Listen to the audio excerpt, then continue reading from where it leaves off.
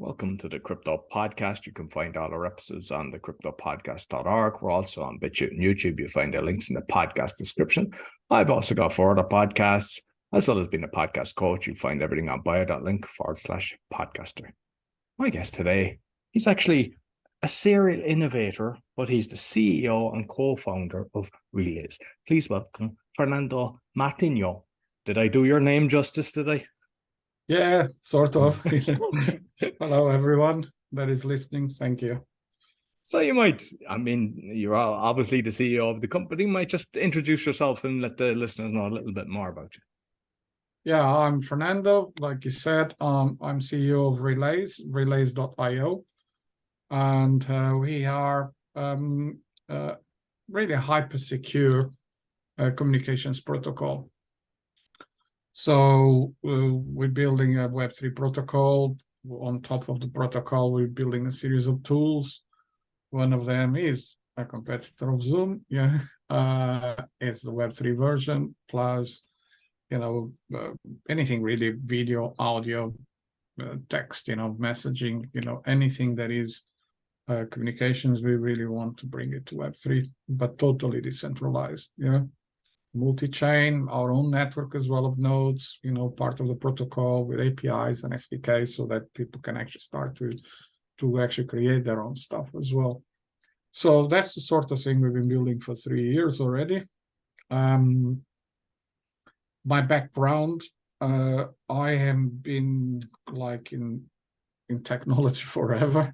Even since I was a kid, my dad kind of indoctrinated me, into this because he was always all the new tech. It was really incredible. Every new stuff that is coming out, it doesn't matter, it was a microwave or whatever, it's always bring the new stuff.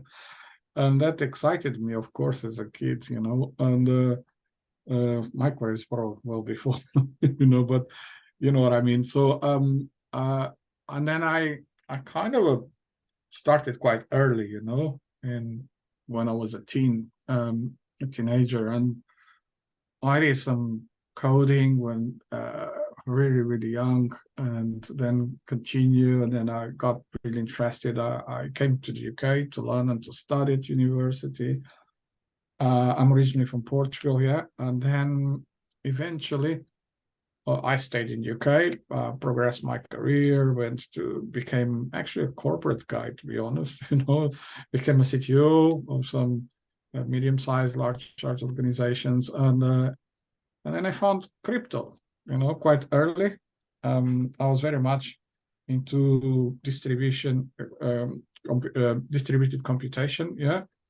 Love anything about that, and started quite early looking at big data. It was not even called big data at the time, and eventually, one of the things that I've always been is a cybersecurity guy. Didn't follow like a core cybersecurity career, but it was very, very quite close to me, if you can probably understand.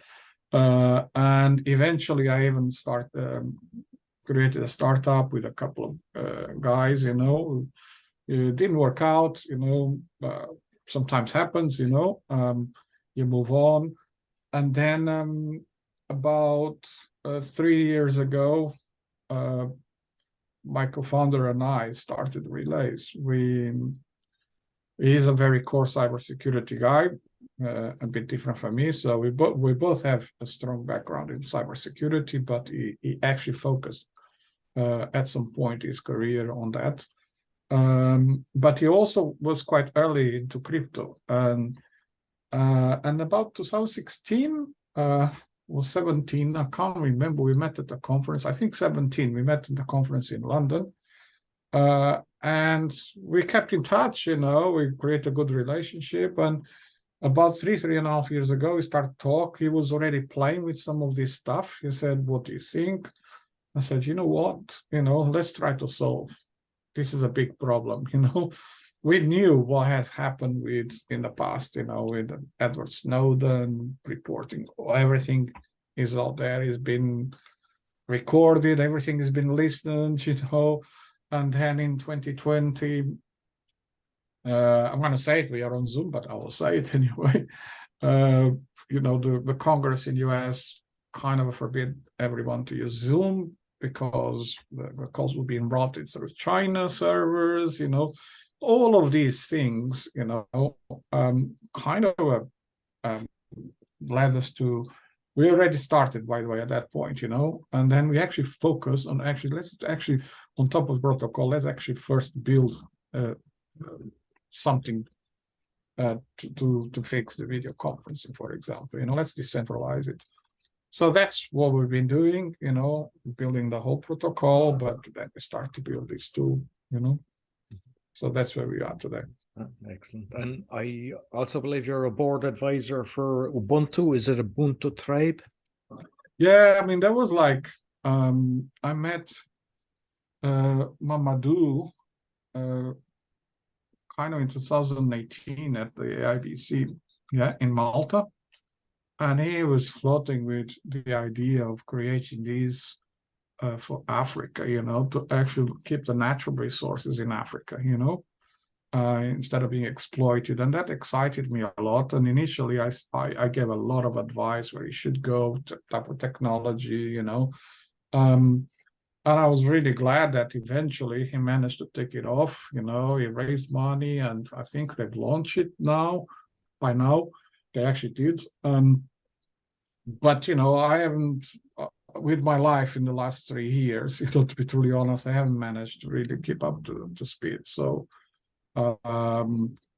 we touch base, of course, whenever there is, like any advisor of any project, I'm here when they need it. When it's needed, he always talks to me, I mean, just seeing like what's going on, because I mean, for centuries they've been taking all the assets out of Africa, and even now, say, the cobalt and everything, and they're basically they're trying to keep it, and I think they're gold backed.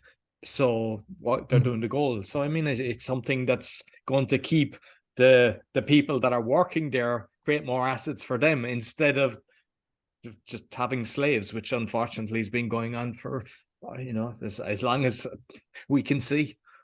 Yeah, it's a great project, and unfortunately, it's hard, really, really hard when some projects that people that are trying to solve some of these problems, they start to look at, they touch on so many things. You're gonna touch gold in Africa? Oh my God, it's hard, but he's very well positioning guy, Mamadou. He was one of the young guys in the WEF. He had a fantastic financial career. Really, look at his background, incredible. Super intelligent guy as well, and he is determined, really determined, driven to succeed. But it's a hard journey, I have to say. I know what he's gone through, so I'm really glad that they are getting somewhere. Excellent. So with Relayz, I mean, like you're creating a kind of interview style system, so you might kind of touch on that. What exactly, how it's going to operate? That what you can, obviously. Yeah. So Relayz is a decentralized protocol. Yeah. It is really a privacy secure, a really hyper secure protocol that has a multi-chain approach. Yeah, plus our own network as well. And like I said on the top, we're building a series of tools. Yeah. So the entry point is really a wallet. We don't need to have your email. We don't need to have your phone number, nothing like that at all. It's a true Web3. So I really believe in and I think people need to start to think about this very carefully, before they call themselves a Web3 project, because I think we need to go back why we're creating this and what it is that we're really doing. Yeah, but we need to go back to what was Web 1. Yeah, Web 1 was the centralization of information. Yeah, that was the internet. Yeah, internet appeared, decentralized information that was on media, it was on libraries, it was on governments, and it's a decentralized network, a global network that is totally centralized of information.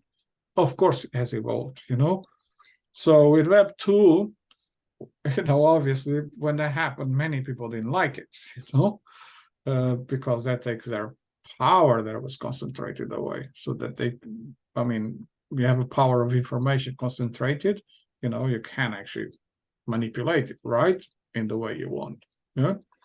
So they didn't like it, obviously. Then some of tech giants start to appear and start to again get it back, that control. So the problem with Web 2 is that all the information, everything goes through central authorities. They usually are black box. It doesn't matter if you talk about Zoom or about Google or Facebook. It doesn't really matter. They're all centralized. Yeah. And obviously, we already knew it, but with Edward Snowden coming out with everything that he came out, which turned out to be true, people start to understand actually this is a big problem, and then when all of that started to come more into the mainstream, and people start to think more about that, then they understood actually we have a huge problem here. We really need to start to decentralize everything again. And then someone came out quite recently with some, I would say, big balls, if I can say in this show. You might like him or not. Elon Musk, did one thing that actually, I thought, wow, which is Twitter and Twitter files. Demonstrated one thing, yeah? Everything was being manipulated, So this puts a big problem, which is, and this is, I think, people especially in Web3 and in crypto need to think very carefully about these things, which is about censorship resistance. Everything was being censored in Twitter. So that's what we know. Now, if they did that to Twitter, think about everything else. Yeah. Well, I experienced a lot of censorship because one of my podcasts is exposing corruption, and I got removed from YouTube. I got removed from Linktree. I got even barred for a while on LinkedIn, loads of different things, even TikTok. They say that, that there's freedom there, and I got a violation. Yet all the information that I'm putting out is actually true. And on another side, I'd written a book, but I didn't publish it. And I was exposing a load of stuff on the book, and I had loads of links because I didn't want to go into too much details, but I wanted to show my source. And they all started disappearing. And I heard the same from a load of my guests. A load of the natural health stuff and everything started disappearing from Google search. They just started removing everything, which basically goes back to your point that they have full control of everything that's there. Yeah. So I think we need to cherish the liberty that we have, all of those things. And I'm not trying to be here a crusader of any kind. I'm just a normal guy, that likes to live a normal life, and I value the freedom that I have. And I think the most important thing that people need to think is about censorship tends to always lead to totalitarianism. Yeah, always. And look back, it's about history. Just learn a bit about history. Go back in history, and think about what has happened, and what's happening today. And we look what's happening today is a dictator textbook, it is really. And I think the most important thing that people will take out of it is that things are not good at the moment, So that's comes back to about censorship and censorship resistance, And one of the components of Web3, yeah. For me, there are not components. Sorry, there are three things that you need to have to be actually call yourself a Web3 company, Web3 project. Yeah. One, your identity is only yours, yeah? Your wallet should be enough, DID, not DID, with avatar, that's all good stuff as well, but it has to be your identity is you are in control of your digital identity, it's your wallet, yeah? That's your entry point, yeah? Second, have to be decentralized, yeah? If it's not decentralized, whatever you're building, yeah, doesn't matter. So decentralization. Third one, censorship resistant, yeah? If you have those three, then you can call at the core, this is at the core of Web3, yeah? Then you could call yourself a Web3 project. It doesn't matter what you're building, DeFi, gaming, communications protocol, it doesn't really matter, If you don't have those three, you're not a Web3 company. And I laugh, and it's funny, when all of these people, I understand why, and I think you understand why as well, call themselves a Web 2.5, like, what? Oh, it's a way to get there. No, just get there, and find a way then to bring people from Web 2, not I'm Web 2.5. It's because they can't do it. So it's just money grabbers, in my opinion, okay? I don't want to offend anyone, yeah, that is call themselves Web 2.5, but we think about really the fundamentals, and you have a way to repositioning everything that you're doing, and restructure, and become a true Web3 company, Don't say that it's Web 2.5, Web 2.6, all of this stuff. It really annoys me sometimes, and I think people need to start to think very clever about their options and the way they're going to move forward, because otherwise we're going to go back continuously to losing, what we have been creating. Internet was a great achievement of humankind, yeah? Totally centralization of information.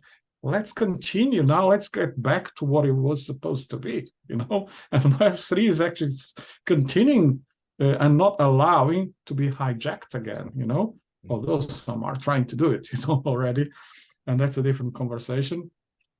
So coming back then to, sorry it's taking so long, but coming back then to Relayz, what we thought at the core is we have to really make sure that it is totally centralized, through Web3. So your entry point is your wallet, every participant, for example, on the tool that we're building, first tool, it's a video conferencing, your entry point is a wallet.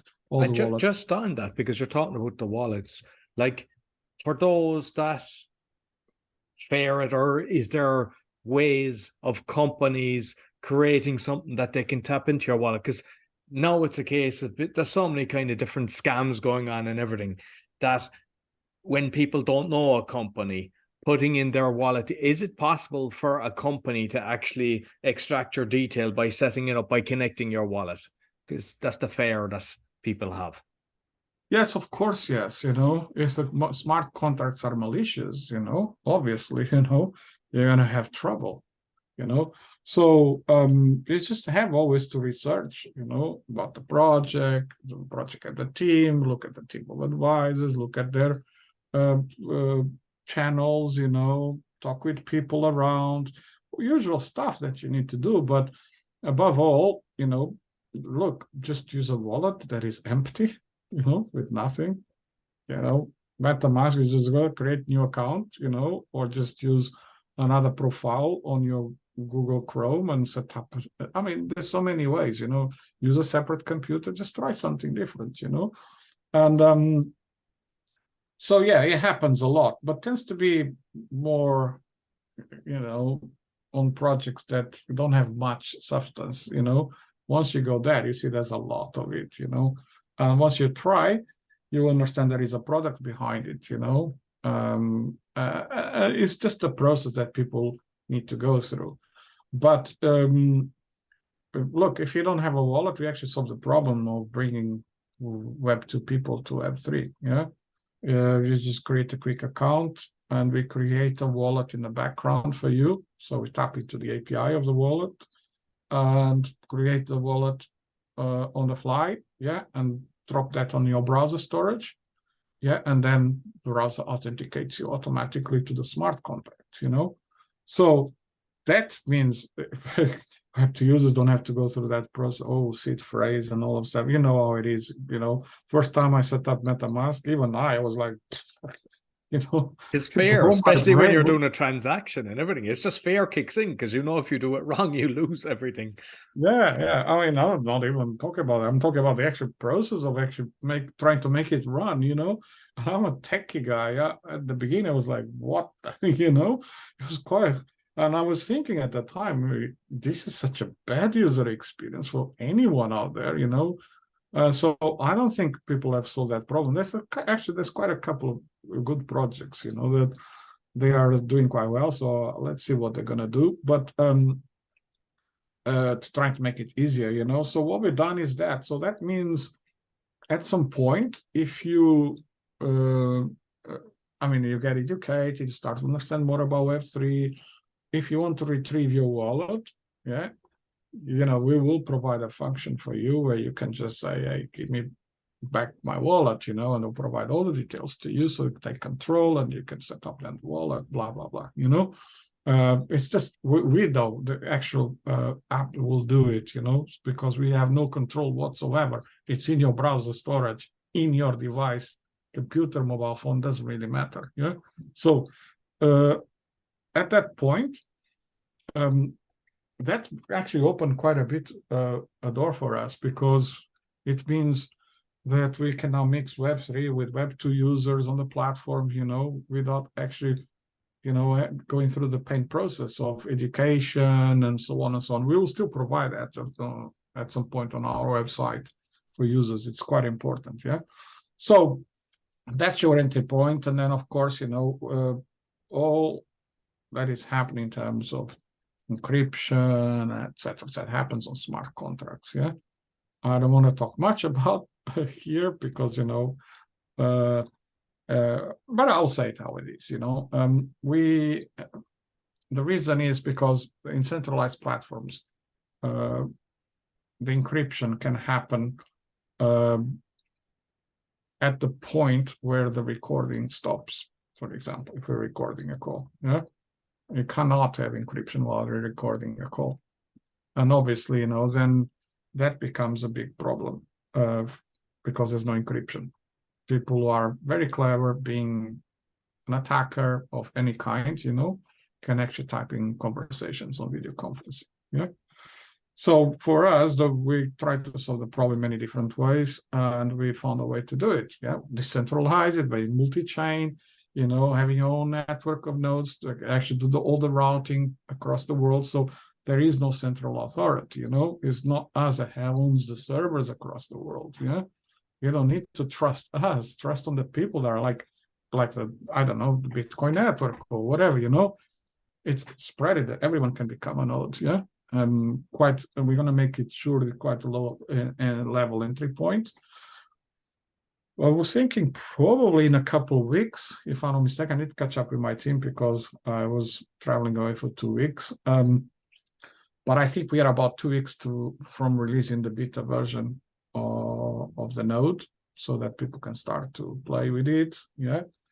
And so that means that it becomes not only harder for anyone to tap into conversations, listen to conversation, it happens more than what people think. Okay. And let's not even talk about IP theft.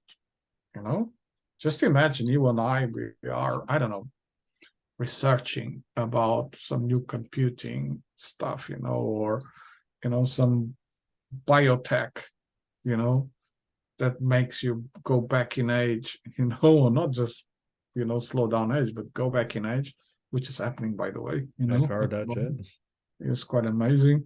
But, and somebody taps into conversations, they can steal our IP. Very easy. They can go ahead and register before you and I can. When we're ready to go out there, we'll say, hey, let's go and register IP. Somebody already did it, so it happens more than what people think, So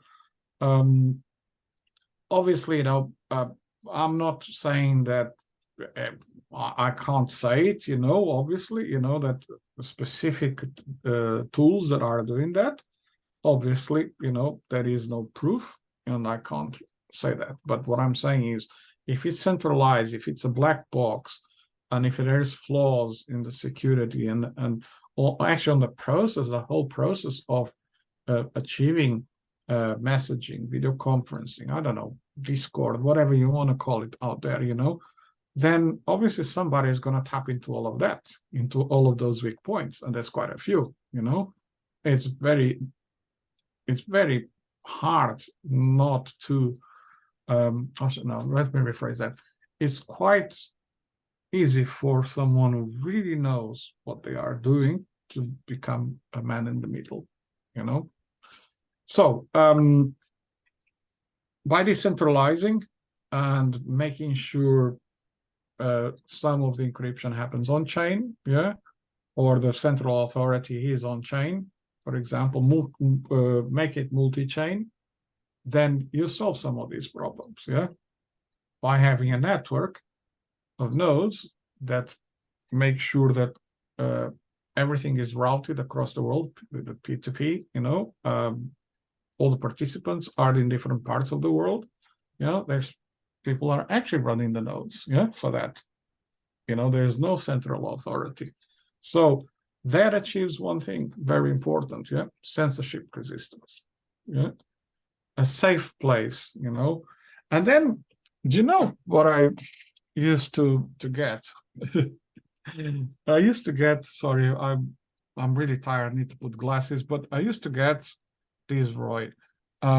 People used to tell me, oh, it's not important so much privacy for me, oh, I have nothing to hide. And that argument is so flawed, so flawed, because this is, first of all, this was created by people, this argument, that they actually they want to take control, they want to actually continue with the control, if you know what I mean, and they name that into security or national security or whatever they sometimes say, or they want to sell you the services, extra services or better services that they provide, and that's about profitability as well. But you have to separate both. Privacy and security are connected, but they are different, but when people say this thing over and over again, this is called the illusory truth effect, is when people tend to believe false information when it's repeated over and over and over again, so when these people start to say, privacy is not important, and people listen to this too many times, and then they just repeat it, and they actually truly believe it's not important anymore to them. But in fact, on a daily, and by the way, advertising, news media, politics often use these similar techniques to this, and it's quite convincing for people, So I always tell people, look,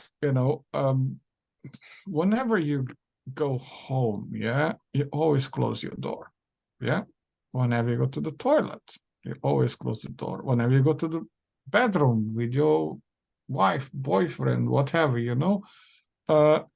you close the curtains. You do care about privacy, And people tend to forget a lot about these things, but also because they're not given an option. If there are no options, for something more safe, then of course you don't care, you continue to use whatever. But if you're giving here something that is really safe, of course you're going to go for the thing that is safe. You're not going to, no, I'm going to go for the silly one, and this, for me, brings me back that to one of the responsibilities that from organizations, from governments, is to actually provide safety. It really is. A lot. Some of these organizations sometimes forget their social responsibility. You have to provide safety. Of course, governments have to provide security and safety to people. We know that. But not at the expense of removing people's liberty, And that's what tampering with privacy really does, is removing that liberty from people, and organizations forget their safety, for people, and they continue to do that as well, So all of these monitoring and gathering information all over the place reached a. Let me just quote you something. I quoted this yesterday, actually, to someone. I was on a Twitter Spaces yesterday. Cardinal Richelieu, well, you know who he is, yeah? Cardinal Richelieu, is very famous French cardinal, yeah? So, I mean, I read a few things by the guy, quite interesting, but once he said, give me 6 lines written by the end of the most honest man, yeah, and I'll find enough to hang him. Do you understand what I mean? It's all of this gathering information, So basically, he was referring to how organizations, how governments can find stuff in a person's life in order either to blackmail that individual or prosecute them, whatever, I mean, simple things, they'll find a way. And this is absolutely true if you think about that, So this is really the discussion here is simply liberty versus control, and that means that we need to have a safe place for people to have their conversation. Journalists need that, for example, absolutely need that. Many people need that, people researching important things, even in personal life, I want to talk with someone that I don't want people to listen to that conversation, being my mom, being my girlfriend, being whatever, I don't want people to listen to that, everybody should go back to the basics, and this is, I think, we as humanity are losing, and these organizations, these governments are removing all of this from us, over time they remove these type of things that we should always have in our values, and I think the thing that we are doing is so crucial for us to go back to allowing people to have important conversations safely, And like having, say, interview system that's secure and safe.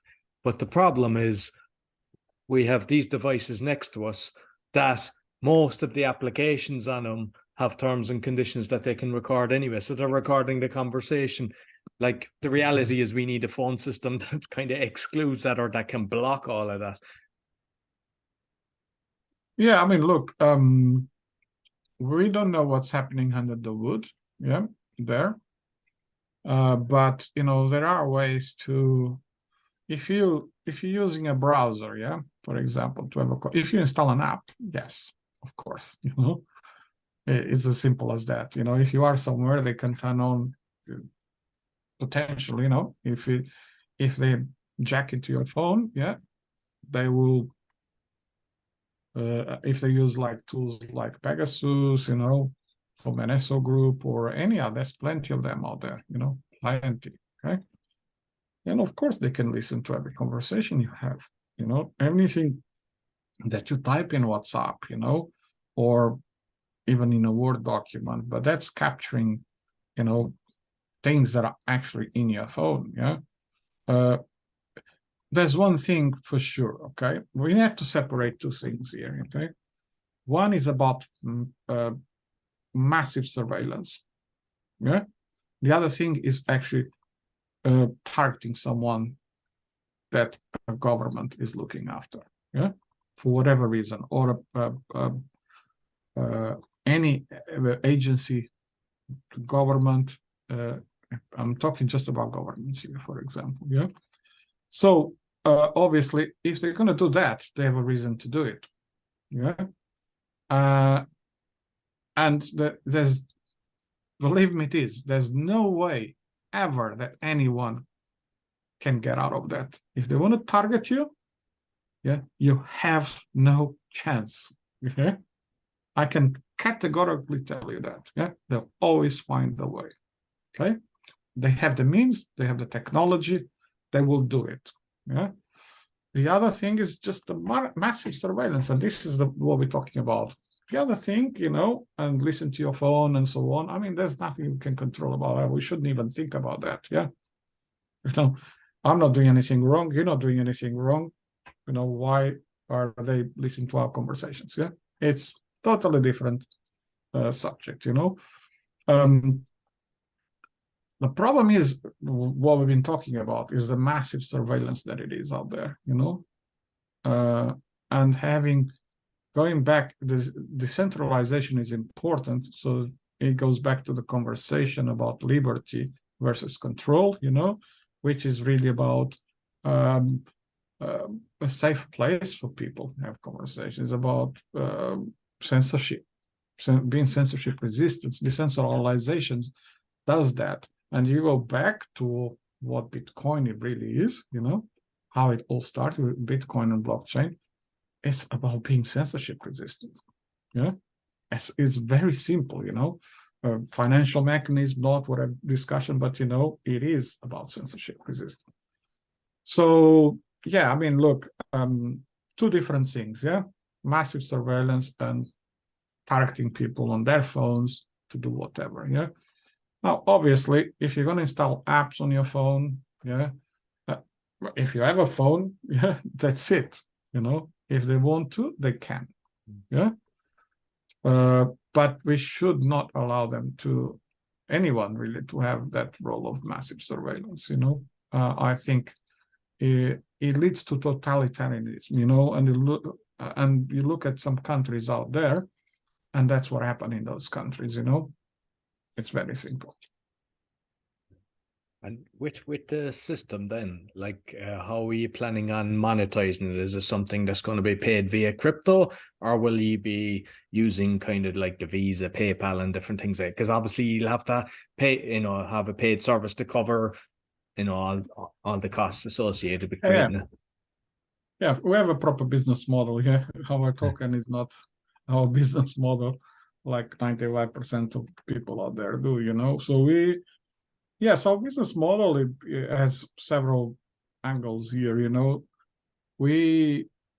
One of them is we will have subscriptions, yeah, and the subscriptions will have different levels. Subscriptions will have NFTs associated with it. We actually have very soon a campaign going out with 10,000 NFTs, where let's say level 1, the top 100 NFTs will have lifetime access to every single. We're going to publish all of that. We're still finalizing a few details, but have access lifetime, and it might change. So don't take me for the words I'm saying at the moment, but read when it's published if you go to our website. But it will have lifetime access to all the tools, all the features and so on. So kind of become the OGs really, and then of course, need to do certain number of calls, and they'll keep a status, and there's going to be, all sorts of activities around that will kind of enable people to come quicker to our tool and experience quicker all the things that we are proposing. So that's kind of a go-to-market part of our first part of the go-to-market strategy. But then we will. It's about 10,000 NFTs. Yeah. So there's always NFT associated with those 10,000. 10,000 NFTs that are associated with the first tranche of subscriptions that we're going to give to people. Yeah. So that different levels, but eventually we want to allow everyone to associate any NFT that they want. Yeah. With their profile, with their subscription, with, you understand where I'm going. Yeah. And it's quite important because we have a partner that I can say that because partnership is done. Have the ID, they have avatars, avatars are NFTs, and they will be able to authenticate automatically to our tool because there will be an integration through our API. And you said DID. What's DID stand for? Decentralized identity. Okay. Yeah. So makes it a lot easier than for people, as well.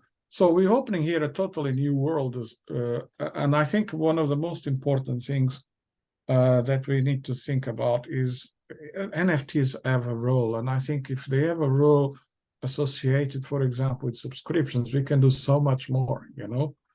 For example, we're exploring at the moment something that I don't think we've seen out there yet. Which associating NFTs with other parts of what we are doing across the entire platform. I can't tell you much. I wish I could because it's so exciting. But But I know that, there's a load of things that you're doing. So we're definitely going to get you back to, in a few months, and because obviously you have to keep your cards close to yourself when you're. But I know that you've got your roadmap as well. That's actually showing some of the things. It just mentions it on your website. It's got from 2020 to 2025, I believe, is what you're kind of giving a list of a few things that you're working on. Yeah. So one of the things that I think it's important to mention is that part of the business model, just to finish that conversation, business model, is that we also have a pay-as-you-go. It's, by the way, it's always free. It's going to be free for quite a while with no time limit. Because we want really people to experience and join us and give us feedback, and we want to reach to 1, 2, 3, 4, 5 million. We talk about 2 to 3 years later, we'll start to implement some of the parts of the business model. So the quicker we get there, obviously, the better. But then we'll be similar to Zoom. You'll have first 40 minutes free. But if you can pay as you go. You don't get pumped out of the call, basically. So there's a process there with smart contract, with stake tokens, etc. So you will keep taking after 40 minutes, X number of cents, for the following 30 minutes, and so on and so on. So it keeps doing that, So it is quite interesting, some of the concepts that we have. I really believe in that, and majority of people really like it. So we're creating some new business models as well around that. Yeah. So it's quite exciting. We just make sure, and the first thing that we wanted to make sure is that, because it's very easy to get into posonomics, people sometimes create tokenomics, and not just because they want to do some Ponzi tokenomics, it just ends up being that, eventually further down the line in their business model say, oh my God, if there's more people joining, we're not making any money. It was very badly thought. So we have a proper business model that is not attached to the tokenomics of the rest of the project. Yeah, although people will have to stake the token and so on and so on. So it is quite separate. So we really wanted to do this way because we could eventually, allow also other tokens to be staked, for example, not just ours, depends on the partnerships that we have as well. So, there's so many things that we need to think far ahead. It's not even on our roadmap. Here will be added, depending on how the world evolves, regulations evolve, partnerships we make. Anyone that thinks that the roadmap and the business model is fixed, these days, needs to rethink again. Everything is fluid. So we really need to stick to what we are planning, what we're doing, but of course, adapt as we go, And for that, you need to really have the right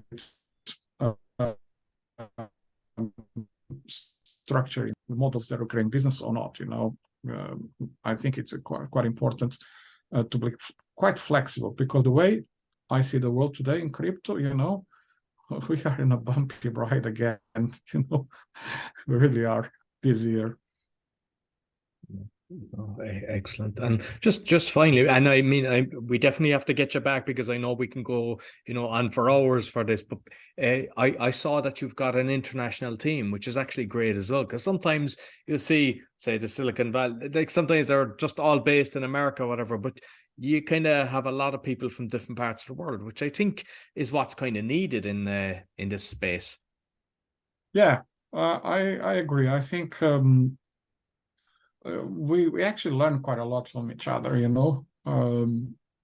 and this was done on purpose. We want to hire people distributed across the world, because if you're producing something like we are doing, easy to be targeted if everyone is on the same place, for example, So decentralization, distribution of teams is quite important, and we are structuring in a way that allows us to do that as well. Yeah, so this was the core principle. Yeah, I'm based in London. My co-founder is based in Lisbon. Yeah,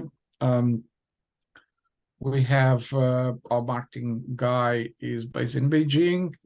For example, we have some people in Canada. We have some people. So we have people in Lisbon, of course. Yeah, we have some people in Poland. We have some people in Ukraine, so it's quite distributed, yeah. And for me, that is quite exciting. We have some people in Bulgaria as well. We got people in the US. We have actually one person in the US only, but it is, yeah. You're spot on that. I think it's very, very important these days to have such type of teams, and when we're going to continue hiring that way, Brilliant. Listen, Fernando, thoroughly enjoyed our conversation. I'm looking forward to actually seeing what you're doing and getting you back, because I didn't get through to half the stuff I wanted to discuss, but you might let people know what's the best way to contact you. Yeah, so just Relayz.io. Yeah. You can go then to any of our social channels, it's at the bottom of the page. There's also contact information. Yes. Just try it, you're gonna like it, because it's quite simple. You don't want to connect your wallet, no problem. Create a quick account that creates one for you in the background. Try, use it, and it's a safe place. It's very simple to use, nothing to download. You just need a browser, and that's it. Brilliant. I'll make sure I'll put the links both in the audio and the video. Thank you very much. Thank you. So that's all for the Crypto Podcast. You'll find all our episodes on thecryptopodcast.org. As mentioned, we're on BitChute and YouTube, and you'll find my other 4 podcasts along with the coaching bio.link/podcaster. Be sure to give us a thumbs up, 5-star rating, share with your friends. Until next week, take care.